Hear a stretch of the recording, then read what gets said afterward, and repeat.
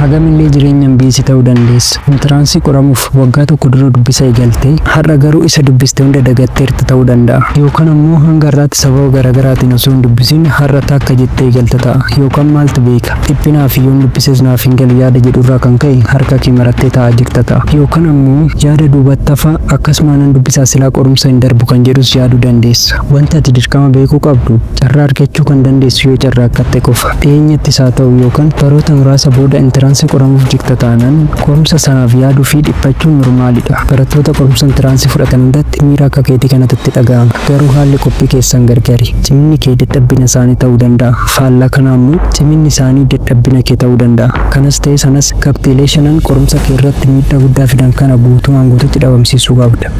Tokkoffaa iddoo qo'annaa kee koseessuu dhiisi. Iddoon itti dubbistu daftaraa fi kitaabolee kee haalli itti teechistuu fi iddoon ati teechistu kan kosaa yoo ta'e rakkoo keessa jirtu. Muudin dubbisaa naaf dhufuu didee dubbisuu dadhabe kamirraa eegalu kan jechaa jirtu iddoo mijataa dubbisaaf sitti tole waan hin qopheeffanneef.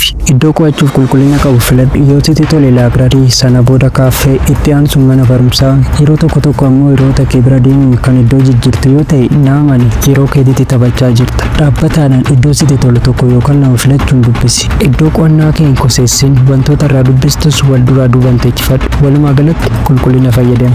Lammaffaa dubbisuuf beellama qabachuu dhiisi. Osoo dubbisuu qabdu beellama itti kennuun hanga har'aatti turtee jirta. Amma garuu ji'a muraasatu si'aaf sammuu keetiitti diina ta'aa jirta. Dubbisi yeroo siin jedhu diddee deemta. Kan yeroo siin jedhu diddee ciista. Kan ati qophaa'aa jirtu teestii miidii yookaan faayinaalii miti. Isaaf kan ta'u akkamiin akka guyyaa lama keessatti qophooftuun viidiyoo siif hojjedha ture. Amma garuu koorsii waggaa afurii kan qabate intiransii qoramuuf jirta. Kanaaf jaalattee sun taane dirqama eegaluu qabda. Sadaffaan sooshaal miidiyaa. Dhugaa dubbachuuf sooshaal miidiyaan michuu kee qofa osoo hin taane diina keetis. Yoo beektee hin fayyadamin jechuu kooti. Kanneen akka tiktaakii, feesbuukii fi instaagiraamii fedhii kee malee wanta ati hin barbaanne sitti agarsiisu. Kanneen akka yuutuubii, guugilii fi teelegiraamii garuu wanta barbaadu sarchi goote fayyadamuuf baay'ee filatamoodha. Afuraffaa namoota biroo waliin dorgomuu dhiisi. Hiriyaan kee ani dubbisa xumurii gaafin hojjechaa jira yeroo siin jedhu ati ammallee dubbisaa iyyuu eegali. Kana yeroo dhageessu ammoo teenshinii addaa keessa galta. Qophii kee nama biroo waliin wal bira qabda taanaan gatii ofiif qabdu dhabda. Kanarraa kan ka'e hirriiba of dorkuun fayyaa keetillee dhabuu dandeessa. Faallaa kana ammoo kan qosuu fi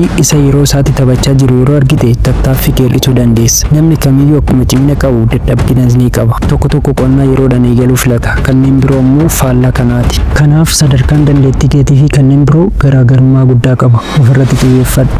Inni dhuma shimdadaan barbaachisneedha. Yeroo dubbistu guutumaan guutuutti shamaddada jechuu yaaduun yeroo keetiin taphachuudha. Shamaddaduu osoo hin taane konseptii saawwadha. Iddoowwan baay'ee murteessoo ta'an kan qorumsa irraa laaf bifa salphaa ta'een hubachuuf dubbisi. Yeroo dubbistu shortinootti qabachaa dubbisi. Shortinootti qabatte sana immoo nama biraatiif ibsi. Yoo nama dhabdellee ofuma keetiif dhaggeeffataas dubbataas ta'uu dandeessa. Kanaaf qabxiilee kana shanaaf fayyadamuun xiyyeeffannaadhaan dubbisa keetti fufi. Viidiyoo yoo sitti tole laayikii, chaanaal immoo sabskiraayib gochuun maatii ta'e. Yeroo itti aanu sagantaa biraan qabadhee dhufutti yeroo gaarii.